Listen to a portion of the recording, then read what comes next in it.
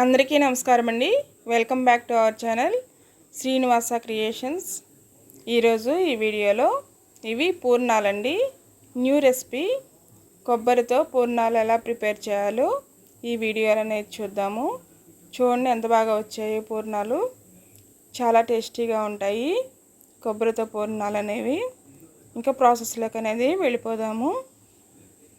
ముందుగా నేను కొబ్బరికాయ అనేది ఒకటి పగలగొట్టుకున్నానండి. నిన్న దేవుడికి సమర్పించాను. అవే కొంచెం డ్రై అయ్యాయి కొబ్బరి చిప్పలు అనేవి. బెల్లం కూడా తీసుకోవాలి. ముందు వీటిని ముక్కలుగా కట్ చేసుకొస్తాను. ఒక బౌల్ అనేవి తీసుకున్నాను కొబ్బరి ముక్కలు. వీటిని ఇప్పుడు మిక్సీ జార్లో అనేది యాడ్ చేసుకోవాలి. ఈ కొబ్బరి ముక్కలు మొత్తాన్ని మిక్సీ జార్లోకి అనేది యాడ్ చేసుకుంటున్నాను. మొత్తాన్ని యాడ్ చేసుకుని మిక్సీ అనేది పట్టుకొచ్చుకోవాలి. ఇప్పుడు మిక్సీ అనేది పట్టుకొచ్చుకుంటానండి. 2 యాలక్కాయలు కూడా యాడ్ చేసుకోవాలి. యాడ్ చేసుకుని చక్కగా మెత్తగా నలుగుతాయి వీటితో పాటు. ఇప్పుడు మిక్సీ అనేది పట్టుకొచ్చుకుందాము. మిక్సీ అనేది పట్టుకొచ్చానండి. ఇందుకు ఇలా ఉండాలి. కొబ్బరి అనేది మెత్తగా నలిగిపోయింది. వాటర్ ఏమీ యాడ్ చేయకూడదు. ఇప్పుడు బెల్లం అనేది తరుక్కొస్తాను. కొబ్బరి అనేది మనం ఒక బౌల్ అనేది తీసుకున్నాము. బెల్లం ఒక 1/2 కప్ అయితే సరిపోతుంది. అందుకని ఎక్కువ తీసుకుంటే ఉండలు అనేవి రావండి బాల్స్ చేసుకోవడానికి మనకి పూర్ణాలకి. అందుకని సగం తీసుకుంటే సరిపోతుంది. ఇప్పుడు దీన్ని మొత్తాన్ని మిక్సీ అనేది పట్టుకొచ్చుకోవాలి. మిక్సీ అనేది పట్టుకొస్తాను. ఇప్పుడు మిక్సీ అనేది పట్టుకొచ్చానండి. ఇందుకు ఎలా వచ్చింది. దీన్ని ఇప్పుడు ఈ బౌల్లోకి అనేది తీసుకుందాము. ఈ విధంగా న్యూ రెసిపీస్ అనేవి చేసి పెడితే ఇంట్లో వాళ్ళు చాలా ఇష్టంగా తింటారు. ఈ విధంగా ఒకసారి ట్రై చేసి చూడండి. కొబ్బరితో పూర్ణాలు చాలా టేస్టీగా చాలా బాగుంటాయి. ఒకసారి చేస్తే మీకే తెలుస్తుంది ఎంత బాగున్నాయి అనేది. ఎప్పుడు మనం పూర్ణాలంటే పచ్చిపప్పుతోనే చేసుకుంటాము. అలా కాకుండా ఇలా డిఫరెంట్గా కూడా ట్రై చేసి చూడండి ఒకసారి.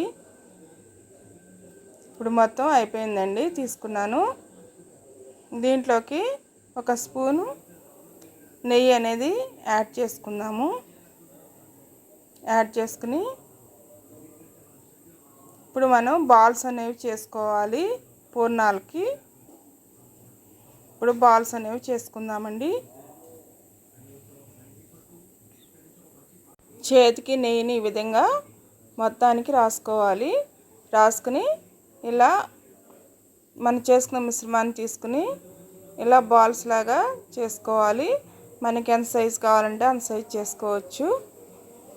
ఈ విధంగా బాల్స్ అనేవి చేసుకుందాము. ఈ మిశ్రమం మొత్తం బాల్స్ అనేవి చేసుకోవాలి.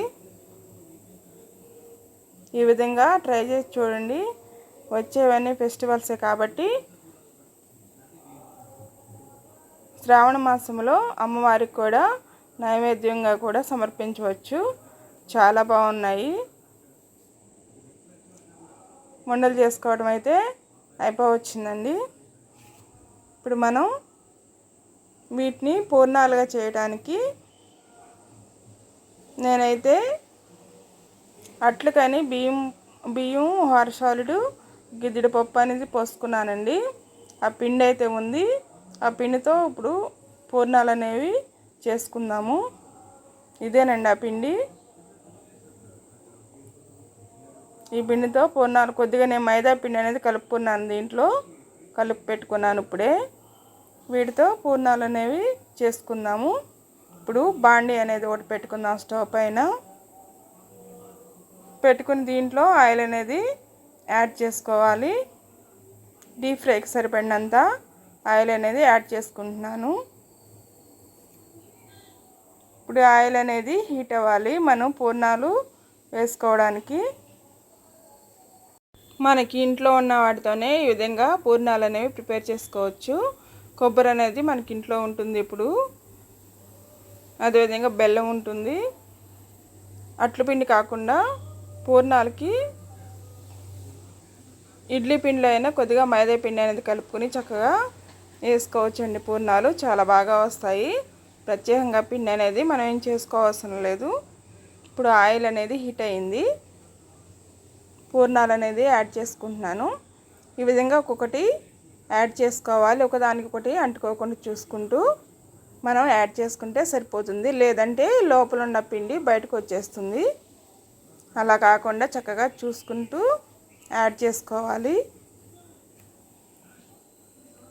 ఈ రెసిపీ అనేది చాలా బాగుంటుంది. ఒకసారి ట్రై చేసి చూడండి, మీకే తెలుస్తుంది ఎంత టేస్టీగా ఉందనేది. కొబ్బరి బెల్లం అనేది కూడా ఆరోగ్యపరంగా చాలా మంచిది, హెల్దీ ఫుడ్ అన్నమాట. అందుకని ఈ విధంగా ఒకసారి ఇలా చేసుకోండి, చాలా బాగుంటుంది. పచ్చిపప్పుతో చేసుకోవడం వల్ల గ్యాస్ట్రిక్ ప్రాబ్లమ్స్ అనేవి వస్తాయి.